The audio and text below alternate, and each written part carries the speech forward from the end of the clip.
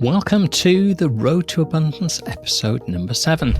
My name is Gordon Mullan. I'm one of EPAM's lead business analysts and product owner. Hi, I'm Govind Shukla. I lead the UK business insurance practice. So welcome to our podcast. Absolutely. As always, to remind you, if you haven't been with us before, we are part of the NGEX community, so please do check out all the resources that are available on ngex.space. Lots of information, blog in there that you can sign up to as well, and also GitHub resources and things that you can check out. So if you are interested in this area, if you do, as you should be, I think, following the world of AI and just engineering generally, then that's absolutely the place to be. But we've got a lot to get through today, so let's kick off with the breaking news, and it is literally breaking from OpenAI. So have you seen this, Govind? Yeah, crazy. So we have got two crazy launches very recently. I mean, the one that's causing lots of the noise is GPT-5. Just launched yesterday, 7th August. Brilliant. Yeah, absolutely. So when we say breaking news, we do mean it. And from what we've seen of this so far, I don't think either of us have had a chance to play with it yet. But it's a unified system. So the difference with this one's got apparently a fast main model and a deeper thinking model behind it. And this is, I've been expecting this kind of thing for a little while, this kind of real-time router. So rather than you explicitly picking, do I want the thinking model or do I just want the fast model or whatever, based on what you ask it to do, it then routes it to the relevant model. So, it decides when it's going to reason or when it's going to call tools or when it's just going to kind of stay terse and keep you, sort of give you those shorter answers. But what they're saying is that they're billing it as a unified model and blending the logical reasoning strength of the O series, so like O3, but also the multimodal chops of things like 4.0 as well. Yeah, I think that's the interesting strategy. And, this is the other angle. We have been talking in previous episodes about a lot of organizations building these specialized models for these specialized tasks. I think, this is like almost an explanation, right? If it's like an encapsulation of the whole concept into a single model. So GPT-5 is not obviously, which means it's not obviously a single model. It's almost like a collection of models where there's like a triage model that triages the request and decides whether to use, just taking multimodality to the next step. So I think that's like a logical step in the right direction. But again, when we say AGI, are we then trying to say that the future is clear, that AGI is acknowledging, or at least OpenAI is acknowledging that the path forward, at least one of the path forwards, is not one model takes over everything, but rather a model architecture with a collection of models representing a more general intelligence, which I believe is a more feasible way to get to general intelligence. Yeah, absolutely. I mean, all right, humans perhaps aren't the right analogy, but expecting one human to be a complete polyglot and know absolutely everything about everything. Okay, we have processing memory limitations, etc. But it would seem, if we're following the way evolution's gone, that having we talk about mixture of experts as an approach in AI, having that mixture of models. I think I said in one of the early episodes that for your average consumer, your average man or woman on the street, they don't know what's the best model for coding or planning a trip or whatever. So I think it may, although we've got this kind of routing mechanism within GPT-5, I suspect we may, or perhaps your own personal AI kind of has the routing that based on what you ask it, it knows, whether to talk to GPT-5 or Claude or, DeepSeek or whatever it happens to be based on what you're asking for. And then there's kind of further routing within those models to say, well, all right, yes, you've picked me for this particular task that you want to do, but based on the task you're doing, I'll use this sort of sub-model, if you like, within the system to do that particular task. Yeah, exactly. So it's like, this is what I think they would have imagined OpenAI is like memory, which remembers your actions and your context and, carries it over across other conversations you've already had with OpenAI, other OpenAI models, and remembers that in conjunction to your request that you now post to GPT-5. It's almost that becoming the architecture of everyone is going crazy about agents, and I'm sure we'll talk about agents in this conversation as well. But it's kind of the creating that generalist agentic architecture built in behind the scenes of a UI. Effectively, that's the UX UI, right? This is what it is, right? This is how you engage, the form factor in which you engage with, and not a single model. It's called GPT-5, but it's like an entry point, a triage point, basically, for OpenAI to decide with the right compute. Because if you remember, the disasters that have happened is that they've released models, they've released Sora, and everybody went crazy and fried up the servers. And a lot of models, whenever the heavy models get released, people just overuse them, and that costs a lot of cost for OpenAI to manage and a lot of surge. But this is interesting because this then allows them to switch between models to say, oh, it's a really simple request. I don't need a heavy model or GPT-5 serious in deep model, deep thinking model to do that. I'll use the mini of the fast one and to answer the question because it takes less resources and it'll be interesting. So a more vibe coding users or general users will be more lighter touch. Only advanced users will be able to actually trigger the deep thinking mode in general sense. Yeah, it'll be interesting to see how it works out and how people are using it out in the real world. We've said already, that this it's being described as kind of having a fast main model and a deeper thinking model, but there's also kind of sizes of the model as well. So the API, there's actually GPT-5, GPT-5 Mini, and GPT-5 Nano, and this is also through the API you can have a reasoning effort control, so kind of a slider, if you like, kind of how much reasoning effort that you want out of it. And there's up to a 400,000 token context window, 128,000 token maximum output, and cutoff is October the 1st, 2024. I was a little bit surprised by that. I mean, bear in mind, this has just come out and we're 7th of August it was released. That seems quite a long time ago, but I guess for models this size, it takes time to train them and to actually do the testing and make sure that you're not going to put something out which is dangerous. But I thought perhaps it might have been a little bit more recent than that. Yeah, I think this explains the dilemma they have as well, right? This is when to draw the line effectively. That's one of the key problems, because are they doing it just to prevent more training, negative training, or are they doing it just because it's so difficult and costly to do it otherwise? Yeah. And talking of cost, the pricing's pretty impressive. So bear in mind, this is their latest model. The prices range from $1.25 per million tokens in and $10 per million tokens out for the full GPT-5, down to as little as 5 cents per million and 40 cents 5 cents per million in and 40 cents per million out for Nano. But they've actually enabled it for free in ChatGPT. So if you go to just the normal ChatGPT website, you can use GPT-5 now. Obviously, there's limits to how much you can use it, but you can actually use the model for free. And just in the same continuation, Codex CLI and Cursor have set GPT-5 as their default model. So you can tell that, just within hours of coming, this has already been kind of making the right noises, and Cursor are offering GPT-5 for free for a limited time. So, oh wow, okay.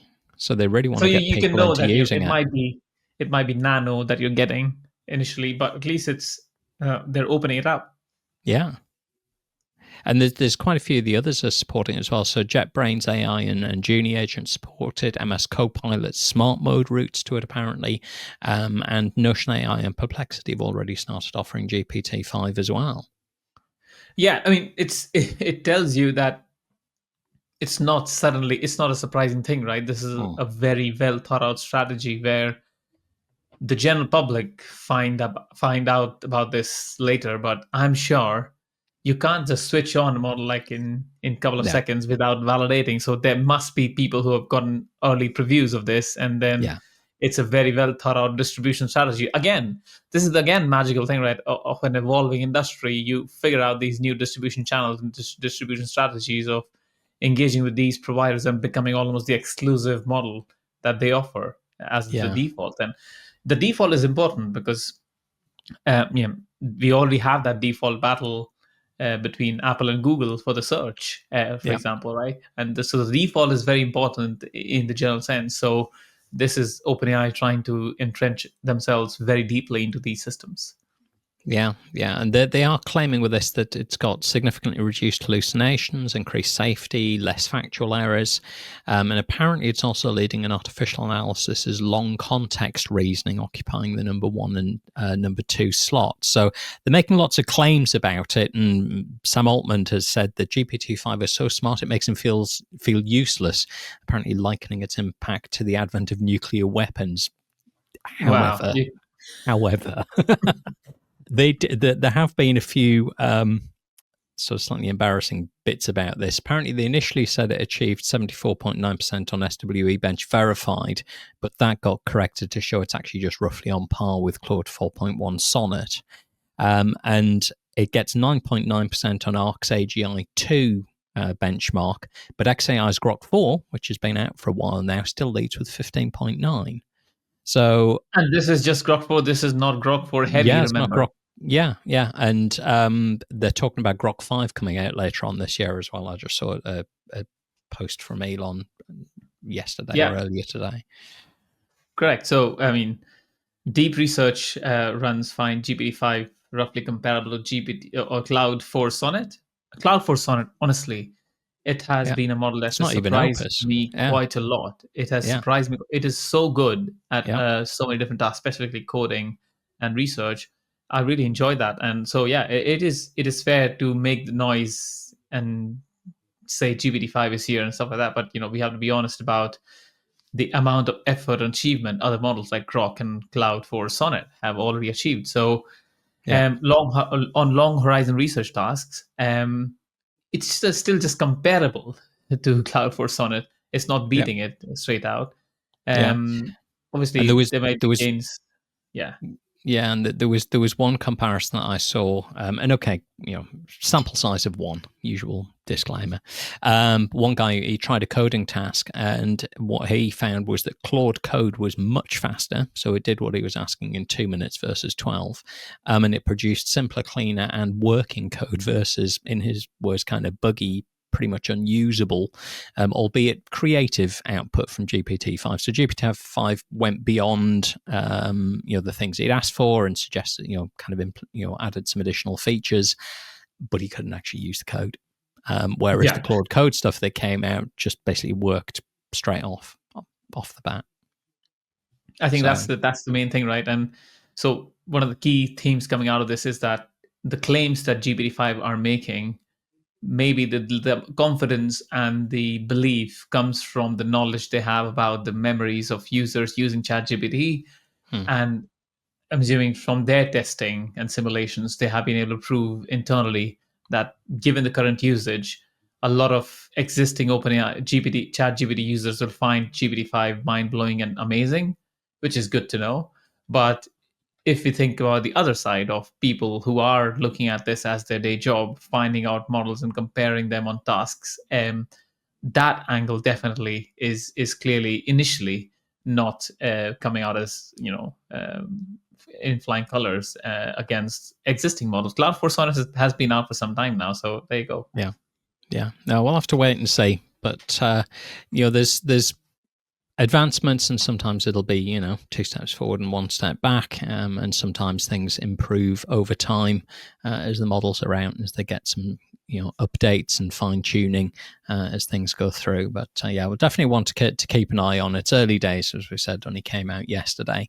But prior to the closed models coming out, we also saw something else, didn't we? Yes, the GPT-OSS. So basically, this is the open weights model. We talked about this in the previous podcast, is that OpenAI is looking at thinking out some open weight stuff. So they have launched it now. It's basically designed for powerful reasoning, agentic tasks with some native capabilities for function calling, web browsing, Python code execution, and structured outputs. So it is basically then looking to entice the developers, the developer ecosystem, experimenting with AI tools to start using it, which is quite interesting. Yeah, and there's two models that they've released. So there's a big one that's got 117 billion parameters, which they're calling GPT-OSS 120B, which has got just over 5 billion active parameters. And then there's a smaller one with 21 billion total parameters, so GPT-OSS 20B, with 3.6 billion active parameters. And the thought did occur to me, they're just numbers, so why not call them GPT-OSS 117B and GPT-OSS 21B? Why do we need to go to round numbers? I don't really quite get that, but yes, they're both the same in terms of their token context window. So 131k tokens for the window and 131k max output with a June 1st 2024 knowledge cutoff. So actually even older than the main GPT-5 model. Yeah, I mean, I think it's also something that'll appear as a research point and as a validation point as well. June 1st, 2024, and October 2024, 2 days that we saw in today's podcast till now. I think it's arguable to say most of the data created after that point has been AI generated. So it's it's like an inception type of thing if you think about it. Yeah.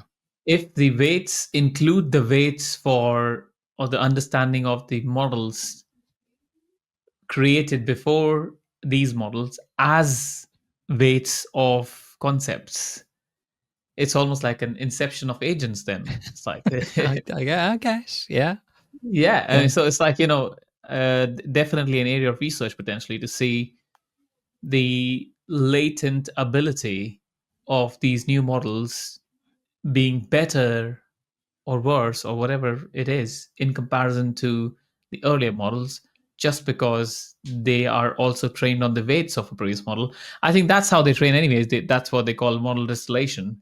They take the weights from an older model and they put the weights into this new model, but that's a deliberate activity. But what do you mean when you say knowledge cutoff? Is it just internet knowledge, or is it weights and internet knowledge? Can you differentiate what is what, and can you make a preference choice of overriding I something? would assume that I'd always understood that date to be kind of real world knowledge, kind of sort of things that have happened, being that date. So I guess But that's sort the of thing. internet knowledge. How would you draw that line? Because we can't program what the weights learn, what the models learn, and what they put these weights against. They Yeah, will but I take. guess it's sort of the latest timestamp on the kind of files that they feed. I know I'm wildly oversimplifying, but sort of what's the date stamp on the last file that you fed it? Correct. Yeah. Yeah, It'll be yeah, interesting to find out. I think, but yeah, maybe something more we'll learn, keep learning more in that direction, and something to look forward to. But the key thing is that both of these models, the 117B and the 21 billion parameter models, which is weirdly being called OSS 120B and OSS 20B, both of them are mixture of experts, and use a 4-bit quantization scheme, enabling fast inference while keeping resource usage low. So you know that's almost becoming a theme. Although yeah. GPT-5 is not being called a mixture experts, it's kind of in conceptually doing the same thing. But yeah, I mean that's what OSS as well is turning out to be.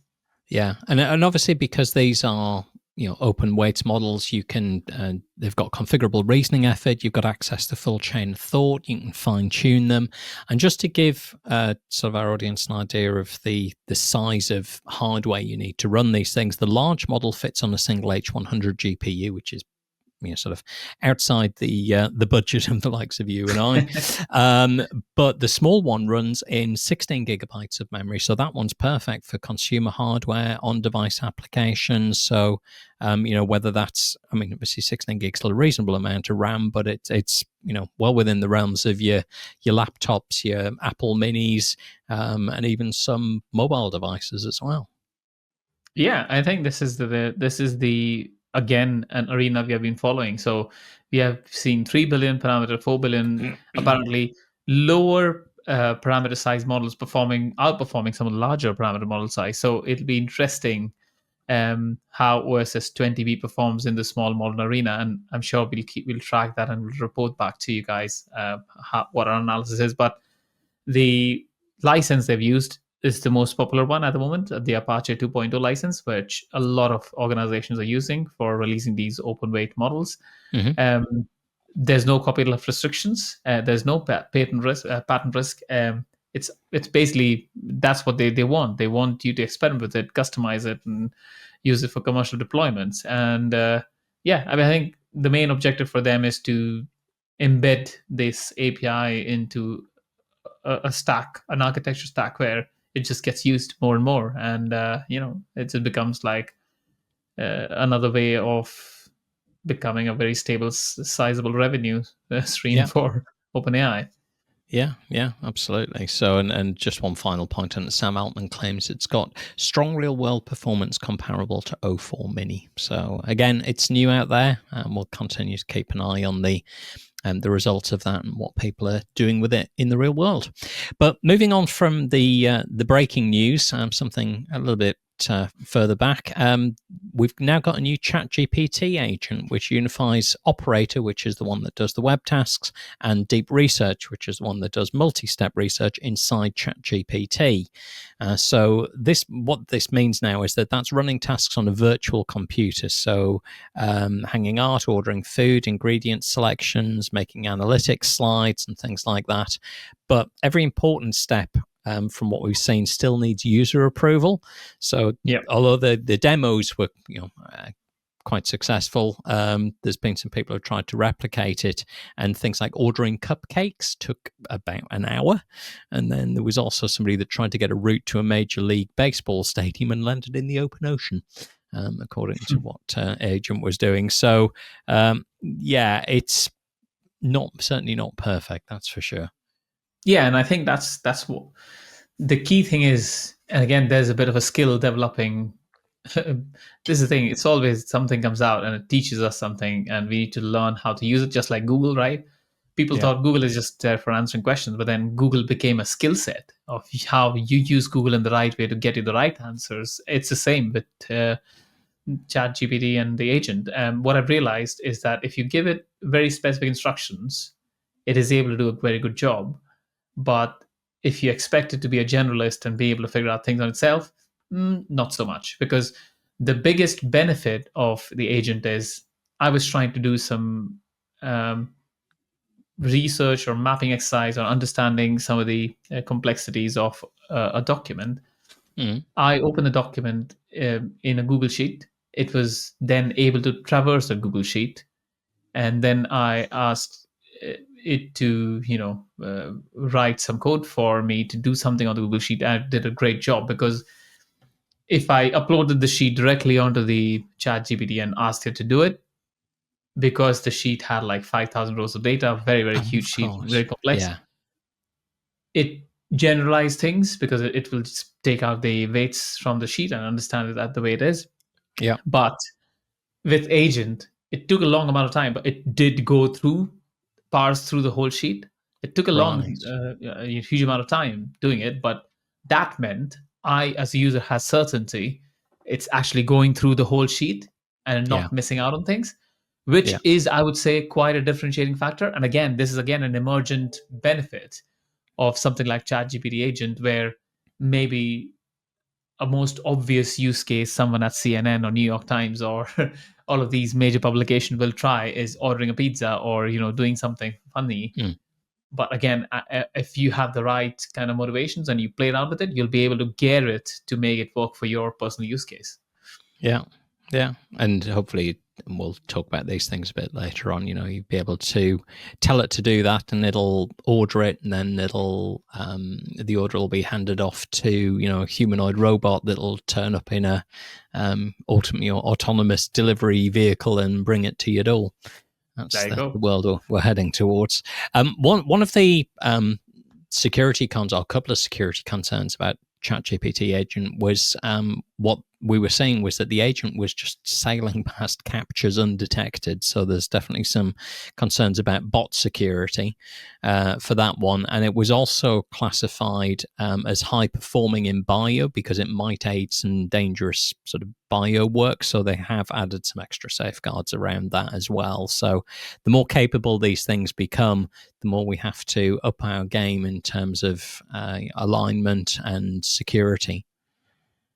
Yeah, I think definitely an area of a growth for OpenAI, and this is where potentially they also drew a line on capability or how good you want to make it. Because again, with everything, that's a decision point that comes to say, am I launching this product to win in the market and not think about the security concerns?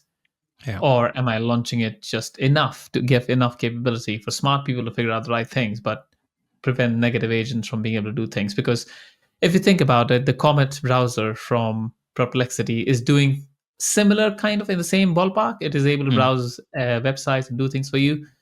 But because there's no model, these are things that are so cutting edge. There is no framework for security that's already there. It will be always a lagging behavior, and you will get some bad behaviors that get through initially. But that you need that balance between innovation and slowing it down to be able to regulate it faster. So we'll see that. But anyways, moving forward, we've got a really exciting study and learn mode on ChatGPT now. Basically, it's at the moment people just ask questions and ChatGPT gives you answers, but it's more creative in that sense. It helps you get to the right answer instead of just giving you the answer. Right. So it uses the normal learning methods like Socratic questioning, simple to complex explanations, just kind of keeping that flow so that you build up to a knowledge path. It's also able to do cross-discipline links to spark curiosity. It does interactive prompts, so it gives you suggest you what maybe something you want to learn next or ask next. It's able to do schematic sections. It then does, depending on your knowledge and dull, it's able to personalize it to your skill level. Then it does quizzes with feedback. And you can think of this as becoming a glimpse of what's coming. And I think we saw in the last episode, Google trying something similar. So yeah, there you go. I mean, it's just another thinking area developing education, learning, defining the future of studies and education. Because this has been a lot of the sort of concern and criticism, I guess, that the younger generation, are kind of outsourcing their thinking.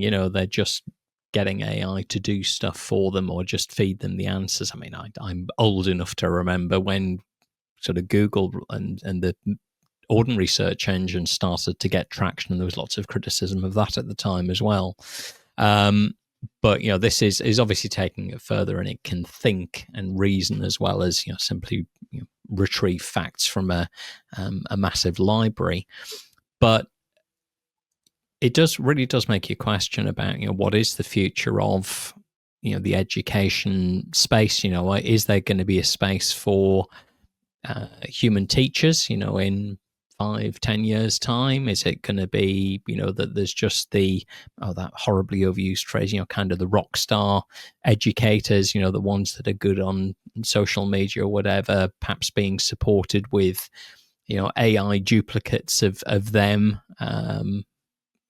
We'll have to wait and see where this goes, but certainly the old school kind of rote learning started to go out the window with the original Google. But the way that you actually think and reason through problems now needs to change as well. And it's always been a resource bottleneck of how do you actually provide personalized learning to your students. So even if you have got school teachers or trainers doing the initial conversation and interaction, then the follow-up, the stuff that you perhaps would have used a teaching assistant for in a classroom, are actually a whole army of AI teaching assistants, one for each student. Yeah, exactly. And I think this is kind of goes back to the existential questions of what does it mean to be human, and what does human free will entail? Because there's a danger of manipulation here as well. Yep. Because it is all skill based, it definitely means that the model somewhere, if you use it for a couple of years for education purposes, it'll be able to pick up really easily which areas you're strong at versus which areas the person or student is not so good at. And then it might then start molding them towards a direction where the model chooses where the kids' areas of skills or expertise should Okay. develop because it's trying to optimize it. Or the model chooses to build areas where the person is not strong enough to make them better at that.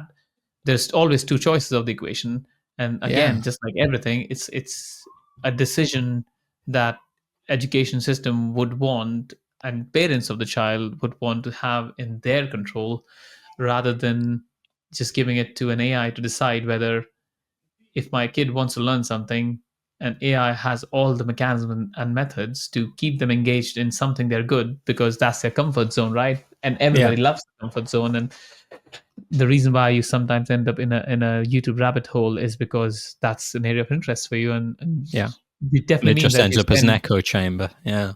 yeah, and you are going in echo chamber, and you're ignoring then other areas that you should also develop when you're studying and or learning something. Yeah. And then just because the algorithms are designed to do that, it's designed to keep you in the zone you are, and provide you, feed you content that's similar to the zone you are. And that's the reason why I just do this funny exercise of scrolling my brother's phone whenever I meet him, social media, and then I scroll someone else's social media just to see the difference. And it's literally that you can almost tell, create a structure of a person from the scrolling their social media. And I think Yeah. that's a danger to watch out for and to think about in these models. What's the Yeah. best way to deal with it? Should they always go with the egalitarian principle, saying, yeah, that's fine, but there will be limits to it, and then the idea would be to not manipulate the person. And this is the thing: it's the model will not see it as manipulation. The model will see it as optimization. Mm. Like it's that I'm just trying to do my thing. But it needs to be said, no, if the person has a great interest in history and great interest in science, but they have other subjects as well to learn, so you know how does that factor in here? It's Yeah. interesting. Yeah. Yeah. No, it's really difficult to see, you know, how exactly this is all going to turn out. It could turn out, incredibly positive and allow us to follow our curiosity and be whatever we want to be, with support from these, massively intelligent agents. Or as you say, it could be complete manipulation and, pushing us into, side alleys or rabbit holes or just getting stuck in dopamine loops, and not actually doing anything that's of value. Yeah. Yeah, yeah. Anyway, let's get off this philosophical Oh point my and god. Yeah, it is crazy. Yeah. back to the news a little bit. So let's move on to Anthropic. And there's been a report out of Wired that apparently Anthropic are, after all, going to be seeking funding from the UAE and Qatar, which was a bit of a U-turn after they shunned Saudi cash previously. There was a leaked Slack message where the CEO, Dario Amodei, acknowledged that the move would enrich dictators, and said in the message that this is a real downside and I'm not thrilled about it. Unfortunately, I think no bad person should ever benefit from our success is a pretty difficult principle to run a business on. Oh, goody. So unsurprisingly, money talks. So yeah, it does mean that they'll be tapping potentially $100 billion plus in capital, which is vital for the AI arms race. But it's a bit disappointing, really, isn't it? Yeah. I think this is the dilemma that exists, right? For running the machines and still being in the game, I salute Anthropic for being able to do that, and they have been brilliant because we have seen the amount of energy, time, resource, money, funds it takes to play in that game, Yeah. where OpenAI, being the leader, had the advantage of raising money from different sources, and then the government, U.S. government, pumping a lot of money into them as well. Yeah. And which means that it generally, these kinds of environments mean big players like Microsoft and Amazon and Meta, they fund their own efforts more, Microsoft has also funded OpenAI quite nicely, but the avenues of raising funds is limited. So I'm not surprised by the sentence that Dario said is is that having that principle that no bad person should ever benefit from our success is a good principle to have in theory, but in the Yeah. real world, where the stakes are that the 100 billion they're looking at raising will only get them 6 months. It's crazy to Yeah. think that, but it's Yeah. a fact that even 100 billion, and I'll not be surprised if we suddenly, and this is exactly what Sam Altman said, right? Like it's a 10 trillion market. So we are going to the T word from the B Yeah. word. So yeah, so it's almost like Anthropic are out of options. Even if they can have the best interest in their mind, they are out of options, and they are going to accept the money from UAE and Qatar, which the countries as well are future looking countries, and they are also now trying to think of pivoting away from dependence on oil as the main source of their funds Yeah. and economic value. A lot of it has switched to real estate, banking, and other angles. I think this is definitely a hedge they want to go for, in having some future control of AI generated revenue via things like having more investments in Anthropic. So it's kind of yeah, you can look at it in a different way, but it is kind of a concern, but also the only Nash equilibrium in terms of the current situation. So it's bound to happen. Yeah, I mean, they are saying it's just purely financial stakes. There's not actually any control over what they're doing, but they have acknowledged basically it's kind of a soft power risk. I mean, all right, so technically somebody Yeah. may not have control, but if they're the one paying your bills, you tend to listen to them. So there is some In their country, if nothing else, in their well, country yeah, potentially, yeah, you will have to. yes, So again, that's the thing. They might say, I don't care about the whole world, but in my country, these are the truths. yeah, yeah. Well, there's one last little bit on Anthropic just before we move off onto Meta, is that we've now got Claude Code sub-agents. So basically you can give each of these sub-agents its own system prompt, and you can give them context and tools for tasks like data analysis and debugging and code review and so on. So it goes back to what we were talking about when we're talking about the GPT-5 and this kind of routing mechanism, and kind of you're having specialists for different aspects of what you're doing. So that's very much what Claude Code is now doing with these sub agents. So yeah, definitely seems that's the way things are headed. Yeah, exactly. And now we have another big fish, Meta. So yeah, Meta will let some of the candidates use AI during coding interviews. It's Oh, just, right, okay. it's just that's fine. Employees can take practice interviews to refine the process. And I think this is like an interesting area, right? Obviously, Lead Code and other platforms have been the main areas or arenas for people to prepare for these types of interviews. It's almost interesting in terms of what are you really proving in these interviews. Are you proving the knowledge of the foundational capabilities like data structures and algorithms, and being able to understand efficiency gains in an algorithm when you're designing a program? I think it comes down to the question of, when you're hiring someone, what are you looking for? And that's also changing. So Yeah, I'm not surprised that Meta, as one of the leaders, have always have been a leader. So they are not, they are allowing use of AI. But I think what they are sure about is what they're looking for is not people remembering the syntax, for yeah, sure. They're yeah, looking for the right answer regardless of syntax, which is the future, I guess. yeah. I mean, it's a bit like the old debate about closed book versus open book exams, or would do you allow somebody to use I've gone back to my school days, do you allow somebody to use a calculator? It's like, well, your point is absolutely right. What is it that you are actually hiring for? We're long past the point, I think, in pretty much all arenas of hiring for recall.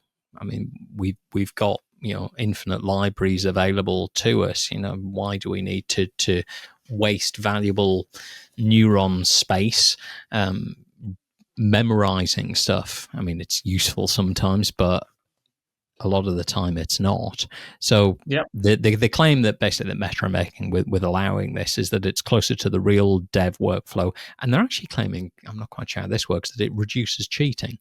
I suppose if you're transparent about what it is that you're doing and you're setting up the tasks in such a way that you know kind of where AI is providing the assistance and where it isn't, then yeah, that kind of might Yeah, I work think it's sometimes. also like if you think about it, if it's a time box exercise, 45 minutes an hour, Mm. and you're allowed to use AI, is it then easier for you to use the AI in the interview and actually get things done rather than user cheating something that is an overlay on top of your screen that helps you?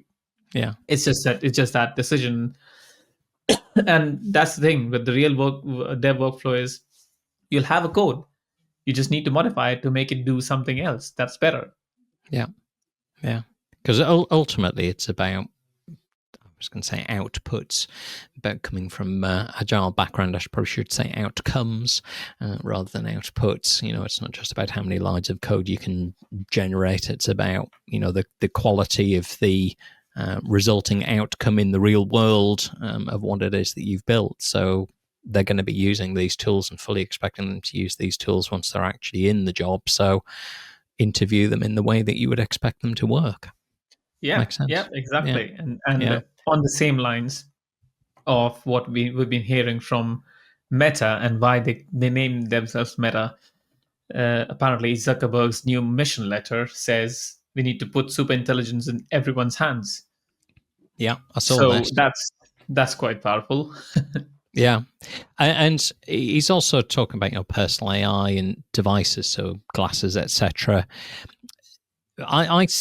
We've said this before. I think all of these kind of physical interfaces, be they glasses or gesture control or any of this sort of thing, ultimately the brain computer interfaces are the end game. We mentioned last time about Neuralink having their 8th and 9th patients. I've now seen some of the posts that are coming through from a lady called Audrey, I think, who's patient number 9, who's now able to, and it looks like it's sort of slightly kids drawing with crayon.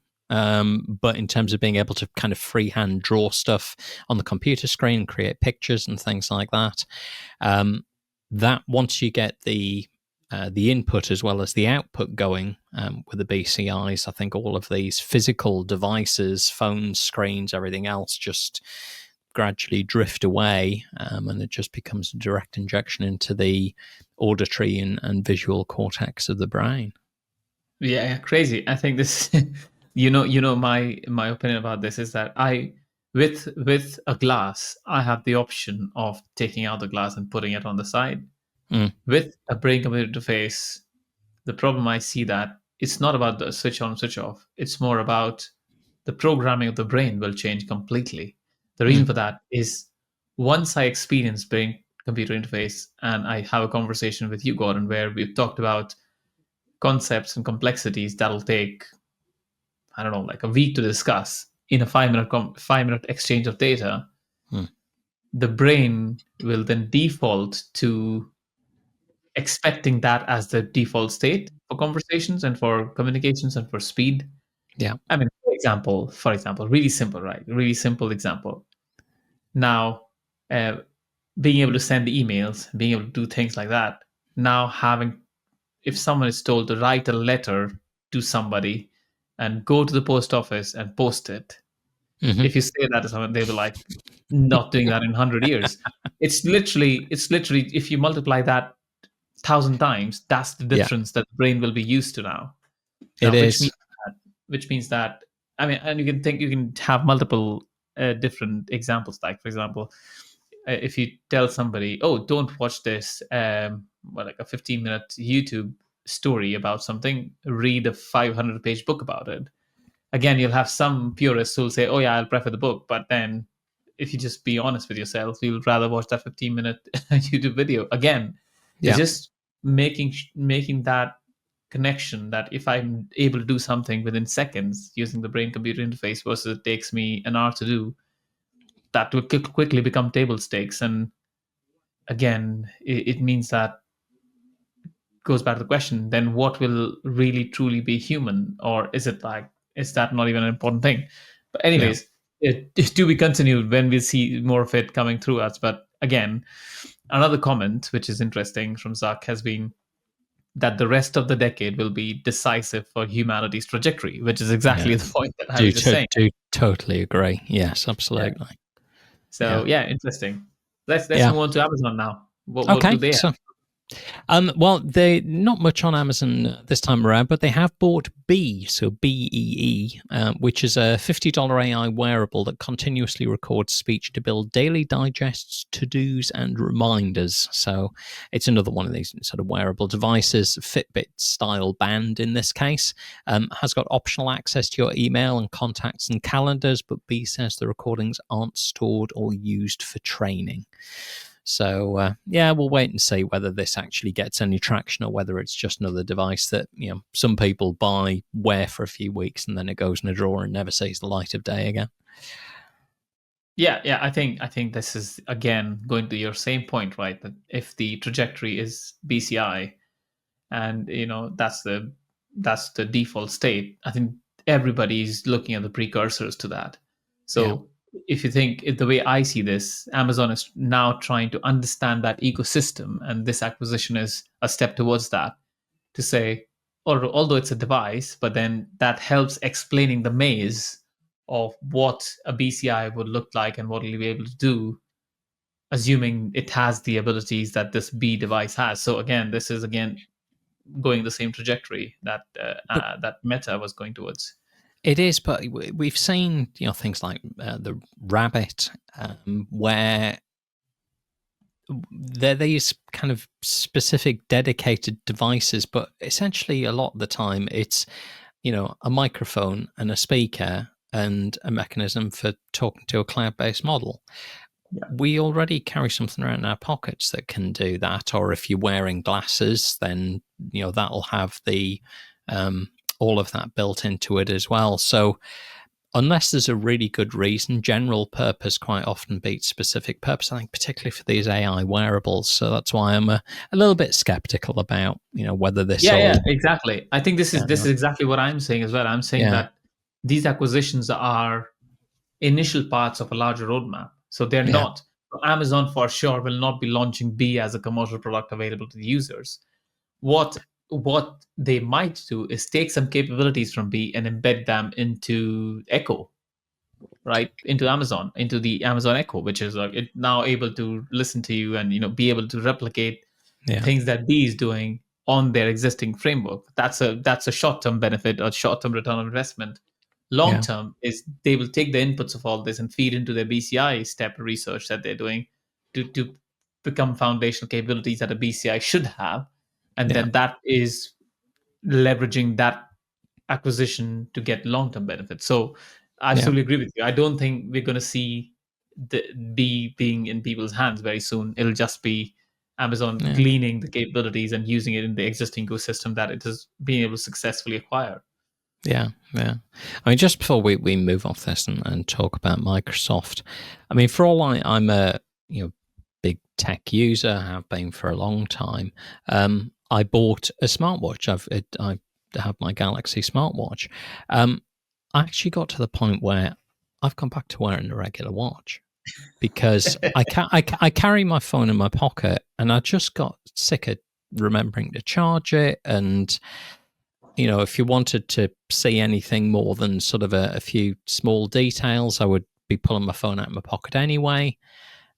I haven't worn my smartwatch for months. It's just There you sitting go. upstairs on the You're one charger. step ahead of me, Gordon. I have got a collection of smartwatches. I've got a collection of regular watches, and look, I never wear anything Oh, fair enough.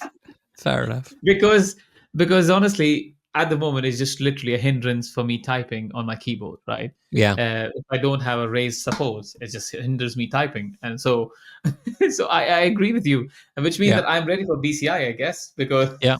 Yeah, just plug my brain in. I mean, I'm going to be a bit geeky, but I'm not a big kind of watch connoisseur. I mean, this is not an expensive watch. It's just a Casio. But I actually bought a replacement for the original one that I had, because whilst I was away on holiday in Cyprus a few weeks back, I think while we were out snorkeling, the bezel around the outside came off. So cosmetically, it doesn't look great. The watch itself all still works fine, but it just looked a bit naff. So I bought a second-hand one off eBay. But the reason I like this, there's two main things. First of all, it's solar powered, so you never have to change the battery, and you never have to charge it. So provided it sees daylight periodically, it works. And also it is radio controlled, so it picks up the time signal. So it is always accurate. Wow. So I have a watch that never needs charging and always tells the right time. To me, that is the fundamental definition of what a watch should do. Exactly, yeah. So, exactly. So yes, and basically what you're saying is you're basically, this is your feature request to Apple, Samsung, everybody, to develop more efficient solar panels so that they can the watch faces can be solar panels. So that you don't never need to charge them, and you get extra features without needing to remember to charge them. Yeah, absolutely. There we go. So yes, if you could give me a smartwatch that never needed actually putting on a charger, and I could just wear it and charge it from daylight whilst I'm walking about, great. There you go. Yeah. Anyway, let's get back to the news. So Microsoft. So some updates to Edge, the Edge browser. So I must admit, I'm a Chrome user and have been for a long time, but Edge is finally rocking because they've finally added a free AI chat that can see pages.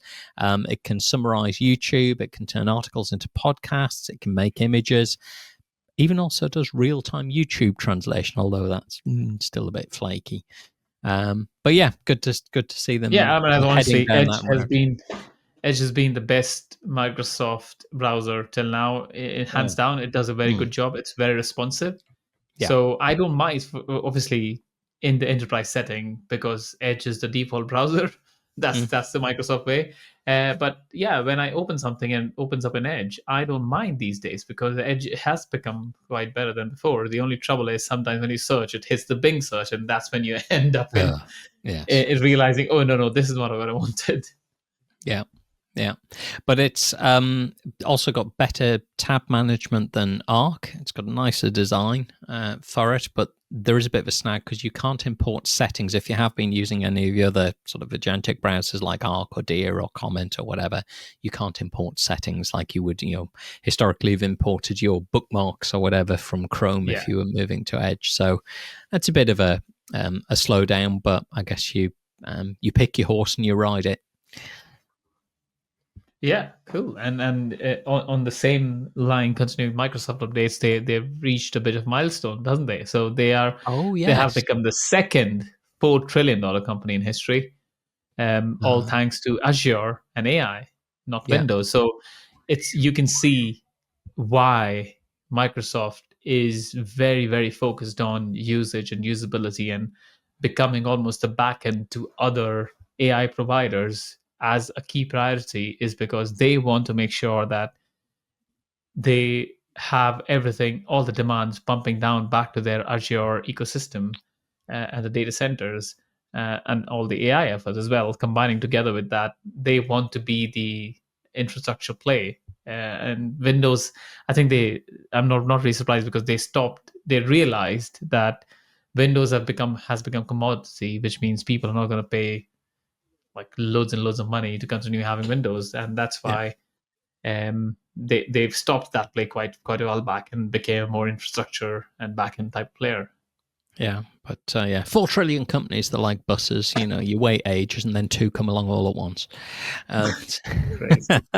But actually, just thinking about what you were saying there about kind of Windows. If we go back to briefly, promise, to that BCI conversation, if traditional UIs and interfaces and things are going away, then getting onto this bandwagon, if you like, of being that AI provider and infrastructure provider, rather than being the front end, the desktop, essentially, that makes a lot of sense. Yeah, it does. It's a play that they have been quite old, quite an old playbook of theirs have been bundling, and now they've figured out that bundling everywhere else causes lots of problems. Let's just bundle the backend.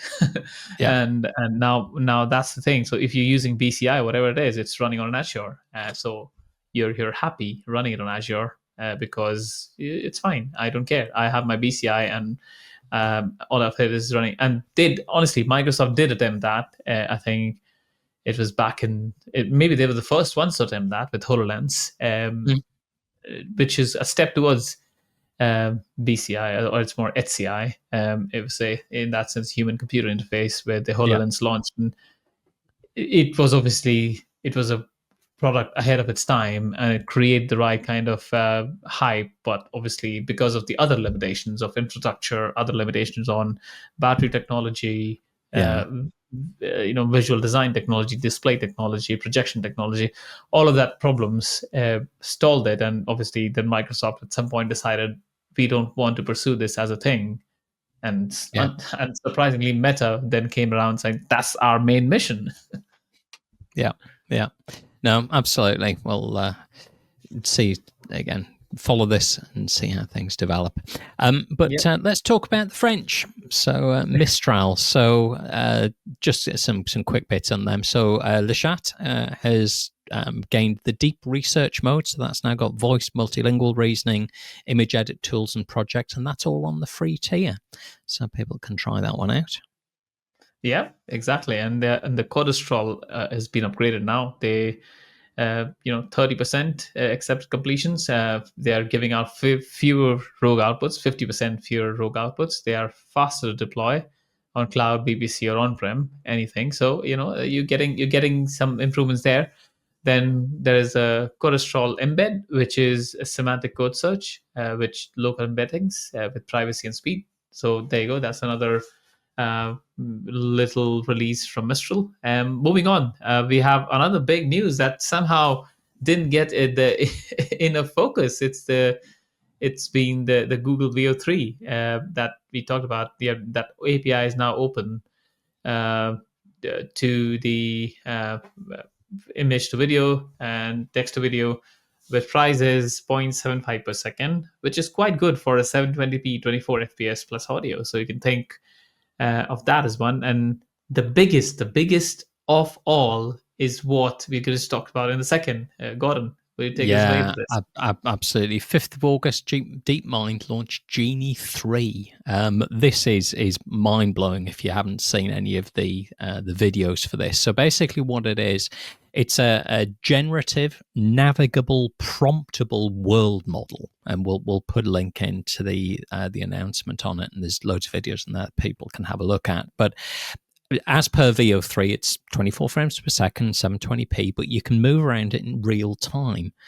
And it's consistent for a few minutes. So obviously this will continue to improve. When we've had, a few seconds, it's getting, consistency is getting longer and longer all the time. So one of the videos, for example, was like with a paint roller and painting a wall with some random stripes, and then go away, explore the world a bit, come back, and the stripes that you put on the wall are still there. That might seem like a silly thing. In a traditional sort of rendered environment, that would be nothing. But in a generated environment, that's very different because it's needing to have the memory of it.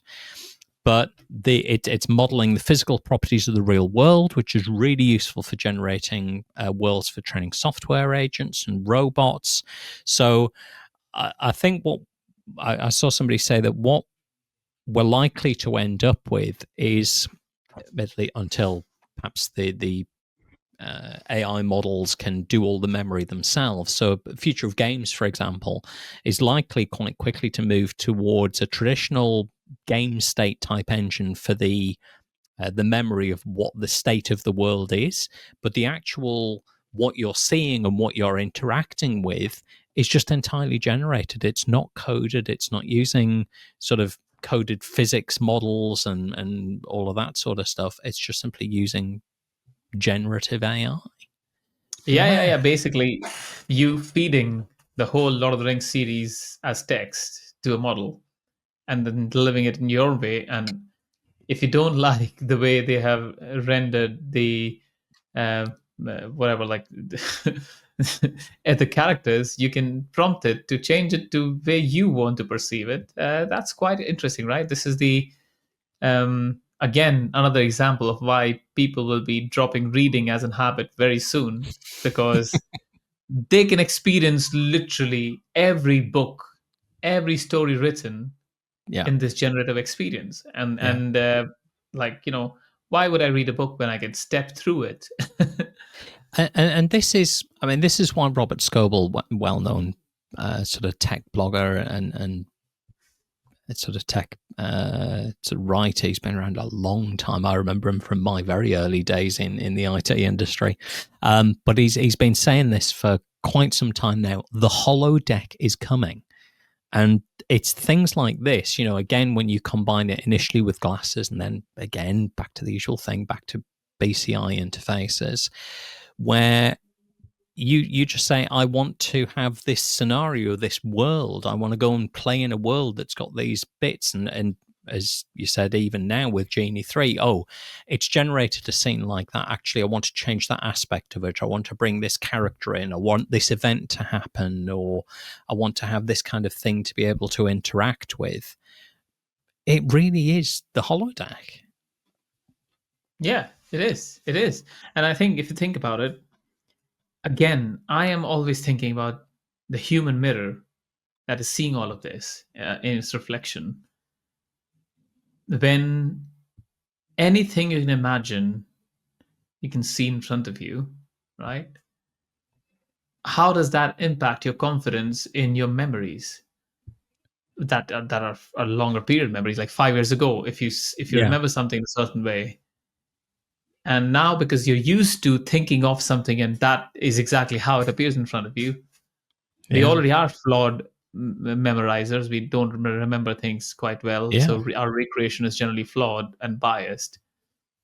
But with this training of the brain in this direction, will it get more corrupted in that sense, that because it just will focus on enhancing the bias that you have and enhancing the noise that you're introducing into the memory rather than keeping it as original as it was when it happened. Yeah. It'll be crazy issue. And obviously with attention spans going down, that is already a problem that people don't remember the conversations just had last week. And I'm surprised sitting in the rooms where people are saying, I never said that. You said that. I was there in that room when that happened, and I can describe other things in that room to you. Yeah. But again, if you accelerate it 10x and think about it, then it goes back to the question. What is reality? Yeah. What is true, what's not? I mean, we've already seen it with, sort of text and audio and video generation, but when it becomes, 3D, real-time, interactive, ultimately indistinguishable from reality, goes back to I guess back to the question, are we already living in a simulation? Yeah, exactly. Yeah. But anyway, we do seem to be enjoying our little philosophical tangents on this episode. But what else have they been up to? So we've got Gemini 2.5. So you've got dialogue image segmentation via the API. So things like highlight standing people, for example. So again, being able to prompt what it is that you want to be able to cut out or edit. Yeah, exactly. And I think Notebook LM has new capabilities now. It can auto-create narrated videos rather than just audio overview of the docs. So it's like, if you upload a memo from Steve Jobs, you can have him speak it to you in a video. Yeah. But I'm just kidding, but there can be definitely better uses than that, like a Shakespeare poem being narrated by Shakespeare themselves. That'll be quite nice. Okay, so next we have Opal, a low-code AI app builder, which is drag and drop. It's in public beta in the US only. I think it's interesting. Google has the vast variety. So they've got the AI, the Google AI Studio, which is owned by Google. Then they have the Firebase Studio, which is again an AI tool builder. You can use it to build anything. Then there's Opal. So it's like Google is like, I don't care. I just create these multi-billion-dollar efforts, and one of them will stick. Yeah. And they've also been doing well in the International Math Olympiad 2025, where they won a gold medal. So Gemini and DeepThink solved or got a score of 35 out of 42 points in 4.5 hours. But it is worth noting there was also an OpenAI model that also took gold, and the suspicion being that that was probably GPT-5 as well. So these competitions, I think, are definitely going to fall to the AIs. And last one on Google is AlphaEarth Foundations, which is fusing satellite and climate data.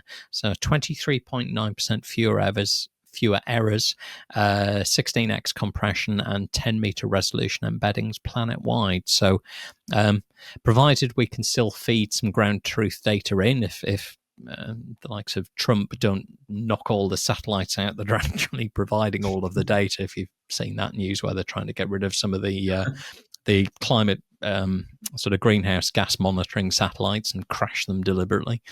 But yes, things like this will be really powerful for actually. I think it will be quite powerful in multiple industries like supply chain. I personally am interested in it from an insurance perspective. One of the key aspects of driving insurance losses and losses both for people who are insured and in the insurance companies are large climate events. And with a model that has such a high level of confidence, a lot of traditional industry structure will be shaken up, because a lot of large organizations specialize in creating creating stochastic projections on the likeliness of loss in the next 100 years, next 50 years, next 1,000 years, and stuff like that.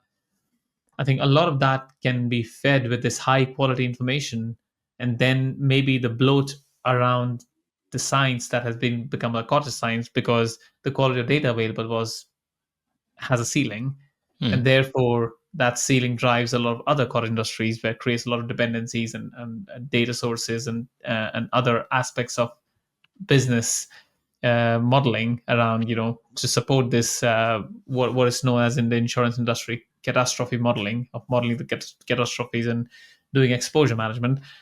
A lot of that bloat can be taken away by just raising that ceiling, using things like that to a higher level, and then removing a lot of waste and a lot of resulting in potentially better profits and lower premiums for people, which will be great. Yeah, cool. So China. So I think we're probably going to rattle through these fairly quickly. It's just sort of some quick technical details for people that are interested if they want to go and have a look. So why don't we start with Qwen, because they've given us an absolute parade of new models, haven't they?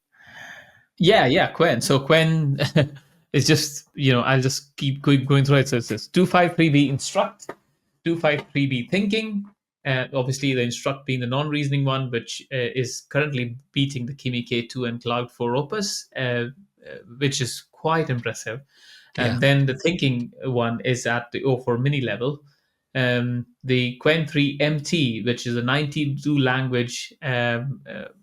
It's crazy. It's crazy how they do this kind of very specific thing. It costs 0.5. It's 50 cents per million tokens. And then we have the Qwen 3 Coder, which is a 480B huge model. It's an open source state-of-the-art coder, and it's got 256K. It can do up to 1 million via Yarn. And then there's the smaller one, which is the Qwen Coder 30B Refresh. It can do really fast coding, and it's, again, up to 250K context window. Then we have at the end of it. Sorry, go ahead. I was going to say, so lots of options there for people to have a look through there. Mostly Qwen 3. Most of them are Qwen 3, yes. And then there's another one coming out of China. It's called WAN 2.2. This is the first mixture of experts video generator with cinematic control. So, although we heard a lot of noise about Genie-3, nobody made a noise about WAN 2.2. And whereas China has that alternative of video generation with cinematic control. So yet to be seen the quality and the feedback from people about WAN 2.2. But apparently, China also have great improvements in the direction of, apart from just Qwen, but in general as well, which I was reading around they're thinking about 6G internet speeds, where they're going to go to hundreds of gigabits per second. So that's again another thing coming out of China potentially. Yeah, absolutely. And then Tencent, Tencent. Never quite sure how to pronounce it. Tencent is another. So we were talking about Genie-3, but they've got HunyuanWorld 1.0, so the first open 3D world generator from text and images, and they're saying that it tops the prime models on visuals and 3D metrics, and also LeVo, which is the first open text to audio model that kind of genuinely impresses from the open side of things, and runs in 10 gig of VRAM. Yeah, interesting. And we've got another one called Z.ai. Yeah, so not X.ai, Z.ai. It must be better than X.ai because it's named Z.ai. Where they already have a lineup. They're called GLM 4.5. It's cheaper than DeepSeek. It has 128K context window. It supports reasoning, coding, tool use. It's almost near Cloud 4 Opus on some benchmarks, and that's quite a high benchmark. So, although we made fun of the name, but there's some serious performance there. Yeah, and obviously, if you're listening to this, there's so many different models coming out. We don't have time to play with all of them, but we do try and signpost you to some of these, so that if you are interested and you do want to take a look, you can do. And Runway, so back on the video side of things, so they've got a couple of things. So we've got Act 2, which is full body and face motion transfer. So if you're doing that, if you've perhaps kind of designed a character and you want to do what traditionally would have been expensive mocap suits and everything else in studios, you can do that. But I saw some videos earlier on of the other thing, which is Aleph, Aleph, and which they're describing as Photoshop for video, kind of in 5-second chunks. So you can add and remove and transform objects. You can change camera and style and lighting. So basically, it allows you very specific control over elements of your video. So the one that I saw was a sort of Oriental lady stood in front of a white backdrop, a couple of studio lights. And they were prompting to initially kind of change, have her hair blowing in the breeze, or change it to a silver bob, and then it became change the jumper that she's wearing, and then put her in a character suit, and then change it to almost as if you were on a black stage with a spotlight on you, and it's all just done through prompting the underlying source video. And you look at it and you go, wow, if you're creating adverts and stuff like that, then filming, if you are even still using human models or whatever at this point, recording one version of it or some kind of generic source video, and then just prompting the changes that you want to see, rather than spending, days or weeks, doing a shoot. Exactly. I think this is what we're seeing, almost like a general principle coming out of every use case. So yeah, interesting. Next we have ElevenLabs. So they have on 5th August launched 11 Music.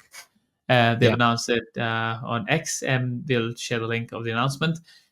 It's basically a similar idea to Suno and Udio, but being ElevenLabs, the quality is superb. Everything they have done till now has been great. So another great model they could take it out with.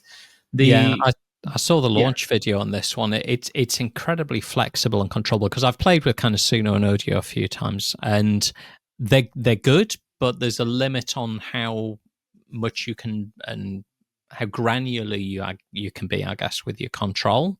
But the way that ElevenLabs are doing it, if you watch the launch video, it's kind of labeling the section, so kind of the intro and the build, and then the pre-crescendo, and you can say, well, okay, I want to change that particular bit of it, or remove that section, or you can drag it and say, I want to extend it and make it longer. I want it to be, in total 30 seconds. I want to this particular section to have a drum flare in it, or whatever it happens to be. So you can really drive and control what it is that it's doing. It's phenomenal. Quite powerful, definitely. I think that's something to go for, because Suno has been like the main feature in terms of the audio generation, music generation, but now ElevenLabs have said, I'll enter the game. But anyways, moving on, we have got the JetBrains Junie, which is a GitHub agent. It turns issues into PRs, fixes code via PR comments, and it supports EAP, JVM, and PHP altogether. At the moment, it's been provided 6 months free for OSS. It gives you access to Junie for 6 months for free. It's 30% faster. It supports MCP. It's being able to choose models, either 3.7 or 4, and it has a think more mode. So quite interesting. Again, a coding specific launch by JetBrains, and JetBrains, as you know, is one of the leading providers of Python packages and tools and IDE stuff. So again, an interesting entrenchment from their perspective on their specialty, and double clicking on saying vibe coding will not cut it, and therefore you need something better like the Junie. Yeah, and as we heard earlier on, obviously it's hooked into GPT-5 now as well. Yep. So benchmarks and mishaps, I think, is probably the best title for this section. So a few things that haven't quite gone so well, and some new benchmarks that have been released as well. So humanity's last exam, apparently there was still getting about 29% wrong in biochem, and Future House releases have corrected the HLE biochem gold as well. So there's still some work to be done on that one. But we've got a new Arc AGI, haven't we? We were talking about Arc AGI 2 in the benchmarks earlier on, but because the models are getting good at that, we've now got AGI 3. Yeah, and I think I was listening to the founder talk about the philosophy of these models. Again, what he believes is that the other benchmarks are limiting the problem dimension to a specific thing, and that's what models are great at in terms of isolating the linkages of the vectors to finding the right kind of weights and then giving you an answer, which, because they're guessing the next word, the way they're designed, they're able to get to the right answer that way. What ArcAGI, this project, has been focused on is creating more generalist problems that are very easy for humans to solve, but are difficult for AI to solve. So I think ArcAGI 3 is a step in that direction, where a human, when they see a problem, it's more like stacking things and putting things in a sequence. It's really interesting to check out.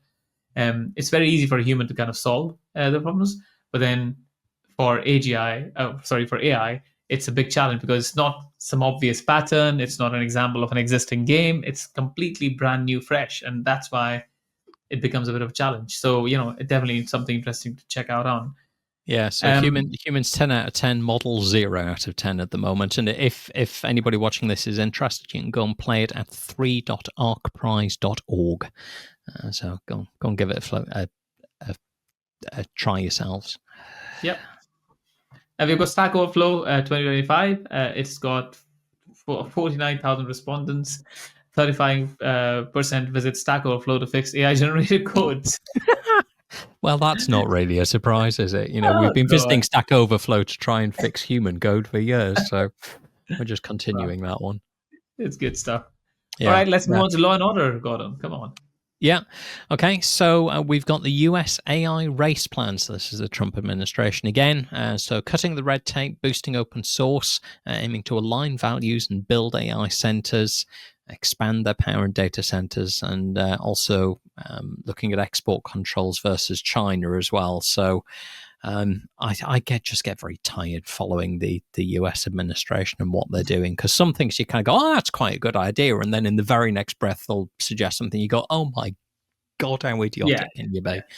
And that doesn't just apply to the AI side of things; it applies to a lot of it. So, like, oh, let's ban mRNA vaccine. Not a single boring day. No, absolutely not. Yeah. So, but they understand the importance of keeping ahead in the AI race. So hopefully they'll manage to get some acceleration without causing too many problems along the way.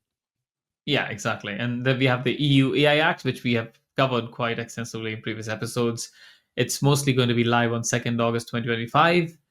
Unsurprisingly, because of the problems and issues with it, Meta has already threatened to exit, because you remember Meta is headquartered in Dublin, which is in EU. Yep. Google has signed EU AI Code of Practice. It is not the Act, but it's calling it the Code of Practice. Okay. Again, Google is also Alphabet, which is headquartered in Dublin. So interesting dynamics of two large players that are actually housed in Europe. And we've already seen the obvious criticisms and weaknesses of the EU AI Act as perceived by the experts. So yeah, let's see how that covers up. Yeah. And science and tech, so again, still very much AI related. So DeepMind's Aeneas, Aeneas. I probably should have brushed up on my Latin before I tried pronouncing that. Inspired Latin names. Yeah, so Aeneas, whatever. Contextualizes Latin inscriptions with a 73% accuracy. So there's a free demo and some open code that people can try that one with. Yep. And then we got China Telecom coming up with Tele AI Flow, which is basically distributed inferences across the swarm of devices. I think this is an area that I have not seen personally a lot before, because IoT is quite powerful, and what AI needs is more data, more accurate, high quality, close to the ground data.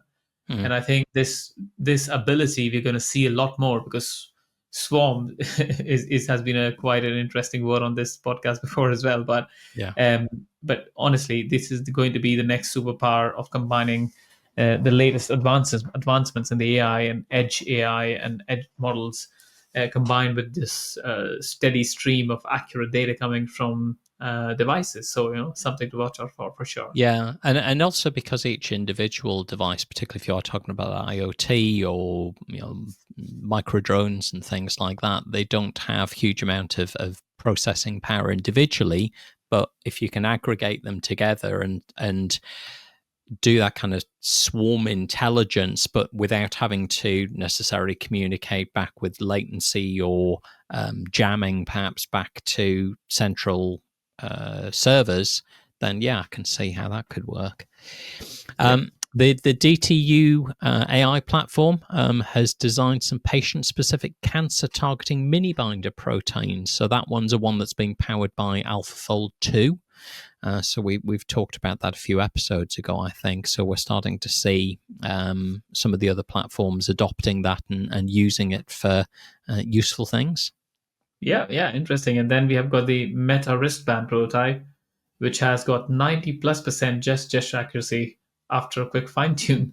So that tells you it's like, it's a great announcement.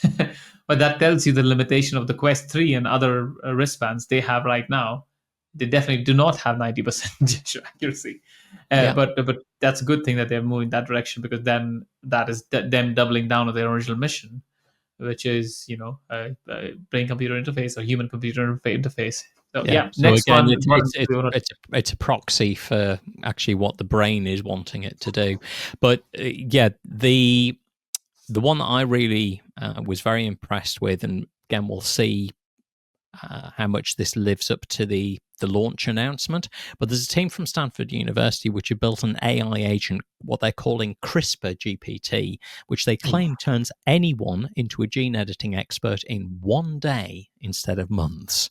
You kind of go, wow, because what they're saying is that they had an undergrad who, with zero experience, achieved a 90% plus editing efficiency on their first attempt.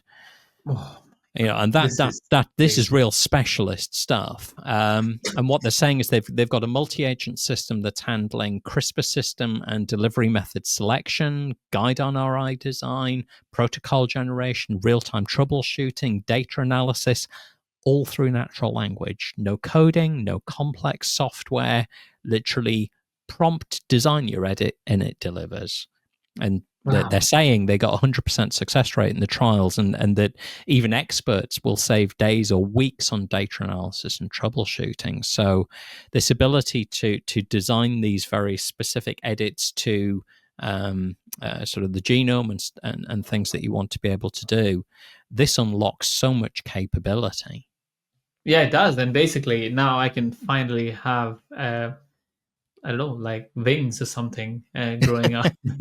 And then I can have, I can grow more muscles to be able to run really fast. And I don't know, like a lot of, like grow my brain, double the size, do things like that. Because what I can do is I can use this CRISPR-GPT to create the gene, and then use AlphaFold 2 to generate a mini binder protein that can actually do the thing. Yeah. Modify the gene. My Yeah, God. we are entering a very different world. But again, we've said this a few times. I'm a big sci-fi buff. I always have been. But one of my favorite authors, Neil Asher, who I've talked about, with things like The Quiet War, where the AIs take over, and grid linked, kind of these neural laces for the brain-computer interfaces. Also talks about things like, kind of individuals who are boosted, that have got that sort of enhanced muscle and stuff like that. Exactly the kind of thing that you're talking about. So Yeah. I'm more and more, the more we see developments in all of these areas, the more I'm looking at that and going, that's not sci-fi, that's actually just going to be reality. Exactly. Yeah. Mad. And let's move on to robots. Yeah. Who on robots? So we're talking about UB Tech Walker S2. This is basically the first feature you would want in any robot. It's able to swap its own battery. Oh yes. Although it was pointed out that it had to change it. So yeah, I think what it was, because if you looked at the video, it had kind of the normal kind of 5-fingered hands initially, but then it was doing the battery swap. It had pincers. It was just like, hang on a minute. It's had to change its hands before it can change its battery. Perhaps that's not quite as autonomous, but the one that was a little bit terrifying, I think, was Genie-3. I mean, we've spoken quite a lot about their robots. We talked about their humanoid robot on the last one at $5,900. But they've named their new robot dog A2 Stellar Hunter. So it's another one of these quadruped ones, like sort of Boston Dynamics Spot kind of model. Yeah. And the video was it running very rapidly over all kinds of terrain and doing spinning handstands on one leg and things like that. And they get better and better, but we've seen stuff like that before.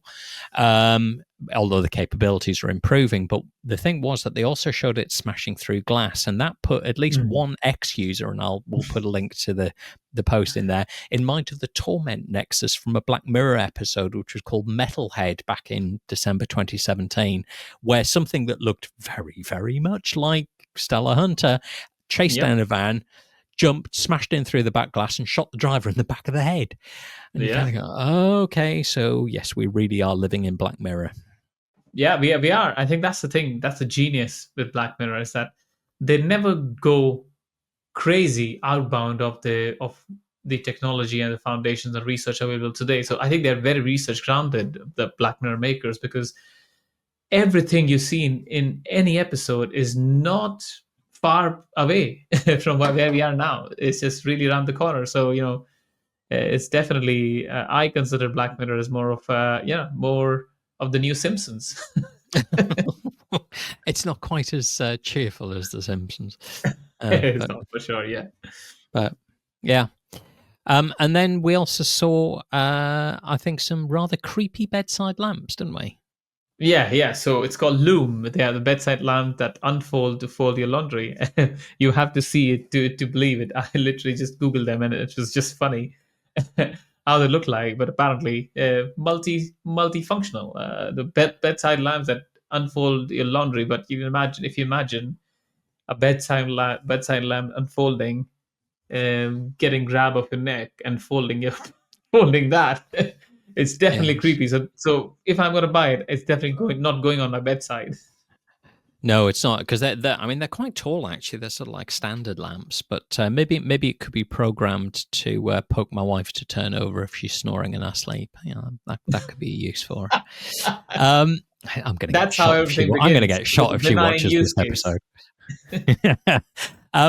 But the last one on the robots, sorry, not the last one. One of the more recent ones that we've seen come through, and I think these guys have sort of been in stealth mode for a while, is Skilled, so Skild, so Skilled.ai, because what they're aiming for, their goal, if you look at the website, is any robot, any task, one brain. So basically a generalizable solution for robotics. So not just humanoid robots, but quadruped, wheeled robots, whatever, any kind of robotic solution being able to transfer the ability to do tasks from one body to another. And I think this is hugely powerful.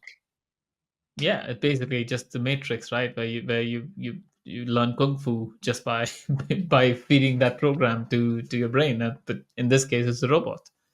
Yeah, so definitely worth watching some of their videos and the approach that they're taking, because that's definitely going to be one to watch, I think, especially if you've got kind of, perhaps open source, or sorry, not open source, but kind of sort of low cost robots, kind of the bodies. Perhaps you swap in a skilled brain to be able to actually control them and get more use out of them. Yeah, exactly. That's totally possible. All right, moving on. We have Honggu. Basically, their T70 fully electric autonomous tractor, which is developed in China, is not a prototype. It's a production-ready machine. It's already being used across the Hebei province, and it's been planned to be rolled out nationwide. So, what things that it can do? It can autonomously complete the entire farming cycle: Wow. plowing, seeding, spraying, and harvesting without a driver. Right. Eerie. It's great, but it sounds eerie. It collects real-time data on soil composition, moisture, and crop health. And basically, it navigates with centimeter-level precision using the Chinese satellite system. It has got over 20% of Chinese work at the moment. 20% of the Chinese workforce work in agriculture. Basically, everything in the rural labor domain will be automated and could free up millions of cities and industry that are focused specifically on farming, and then shift how food is produced. Almost like you have a vast area that produces food. Not a single human needs to live there, like in miles and miles and miles of them.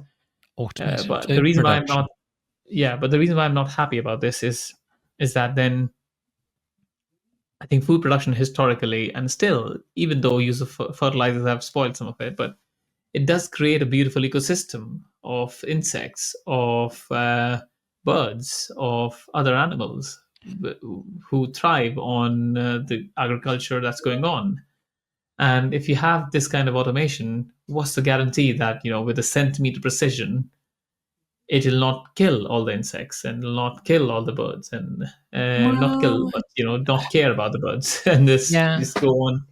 I guess And it's down to what you optimize for, though, isn't it? It's this is kind of automating the methods of production that are being used now. I mean, I did see a little bit of the video of this. So whether you've got a human driver driving the tractor up and down and tilling the soil and plant, sort of controlling the planting of the seeds, or whether it's being run fully autonomously, doesn't really make much difference, I wouldn't have thought, to the wildlife. And if you are being more specific and accurate, I'm thinking of another robot, where it was, rather than sort of mass spraying weed killers, was individually zapping the weeds with little pulses of laser light. Yeah.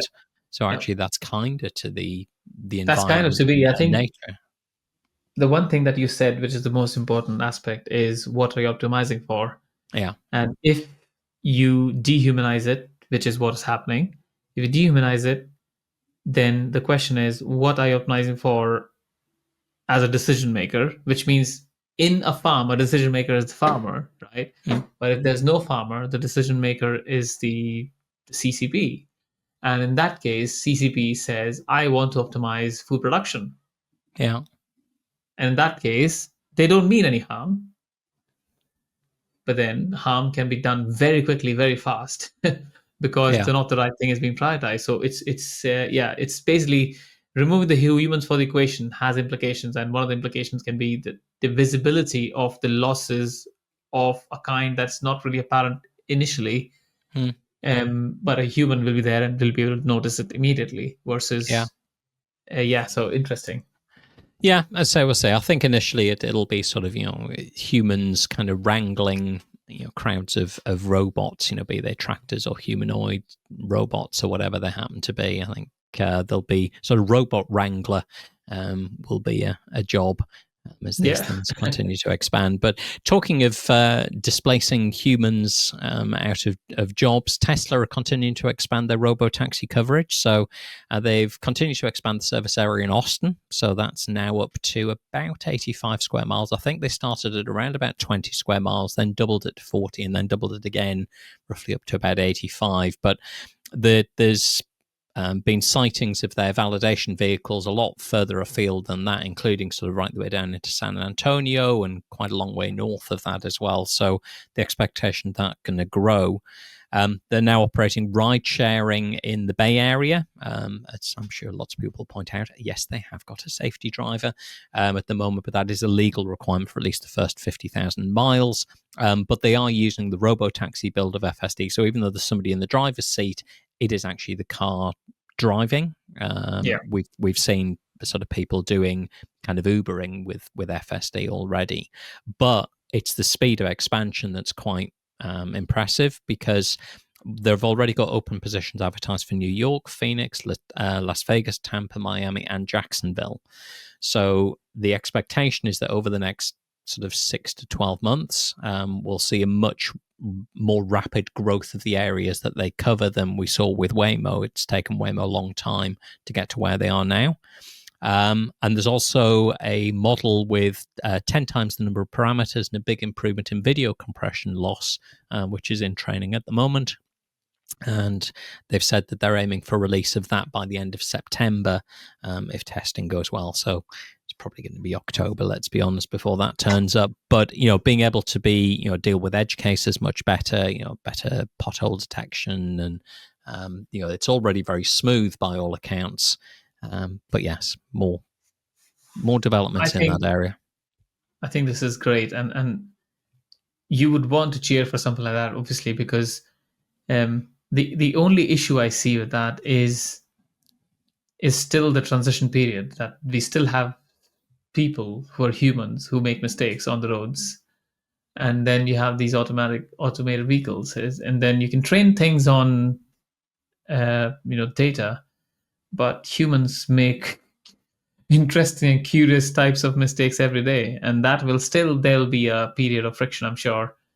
But I mean, the future state effectively is every car is FSD. But anyways, they'll all be electric and autonomous. It'll come a lot quicker than people expect. But going back, actually tying it back to something we were talking about at the beginning, with like Genie-3 and that world model generation. If you see something in the data that maybe only happens once, or maybe you've never seen it in the data, but you think, well, I know that's really random, but it could happen, is generate a 3D world. And Tesla are already doing this, so they don't need Genie-3 to do it. They already have these generative models, is generate worlds that have got these weird edge cases, a UFO crashes in the middle of the I-9 or something.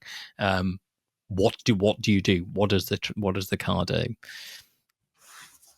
Interesting. I think that's like something to really, really look forward to, and I'm definitely looking forward to my next trip to the US, wanting to just kind of ride around in robotaxi. That'll be brilliant. Let's move on to our next section: ethics and culture. Oh yeah, we're almost out of time. So let's what have we got here? All right, so we've got the indie label called Halwood. They've signed Suno AI artist. We've talked about Suno recently. Yep. I am Oliver. They basically, this is not a real person. This is a Suno AI generated artist. You can follow them on suno.com/@IamOliver. The track called Stone has got 3.3 million plays. It has hit that record, or 8th August, and they're launching their album in October. So you can definitely go and check out the track Stone and see if you like it. But so they're taking it off. Yeah, so basically they're taking it from being just go to Suno to listen to it on Spotify and Apple Music and whatever. So it'll hit all the streaming services on the 8th of October. And then the last story I think that we've got is that Microsoft did a study of 200,000 Bing chats and listed the jobs most versus least likely to vanish over the next 3 to 8 years. So they reckon the most at risk, and this will be no surprise really to anybody, at least for some of these, translators, kind of obvious, historians, interestingly, flight attendants. You're going to need some fairly impressive humanoid robots to deal with them, I think, but writers, cashiers, data scientists, not sure whether I necessarily agree with all of those. And then least at risk, slightly odd one, phlebotomists. If you don't know what a phlebotomist is, they check you, try and read your character through lumps in your skull. Nurse aides, hazmat techs, roofers, drill rig workers, etc. But I did have to say, looking at that least at risk, I mean, flight attendants, I think actually, yes, a humanoid robot could do it because of the level of human interaction. Yeah. That probably would take longer. But then the hazmat techs and roofers and drill rig workers, that's all the dirty, dull, dangerous stuff. That's where I would put the robots first. Yeah, it's where I would put them first. So how they're classing that least at risk, I'm not quite sure. So perhaps I need to go and have a little bit more read of that study and figure out. I think so. I think maybe the key thing to understand here is that they've used Bing Chat as the foundation. Actually, maybe that is the problem. Good point. Maybe that is the problem. Well, I'll tell you what, on that note, we are out of time for today's episode. So if you have enjoyed this, if you have enjoyed the conversation, then please do like, subscribe, turn your bell notification on so that you don't miss the next episode when that comes up in a couple of weeks' time. Check out the ngex.space for all the resources that we've got there. And if you have got any thoughts about this, if there's anything got wrong, if you want to add anything, then please do drop your comments down below, and we'll be checking those out as well. But for now, from me, Gordon, thank you, and we'll see you next time. Yeah, cheers, thank you. Lots of exciting stuff coming, so yeah, keep track of us.